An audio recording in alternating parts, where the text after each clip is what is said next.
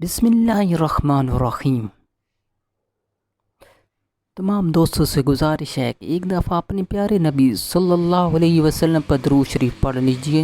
اللہم صلی علی سیدنا محمد وعلی آلہ وسلم۔ حضرت سعد بن سعد رضی اللہ عنہ روایت کرتے ہیں، وہ بیان کرتے ہیں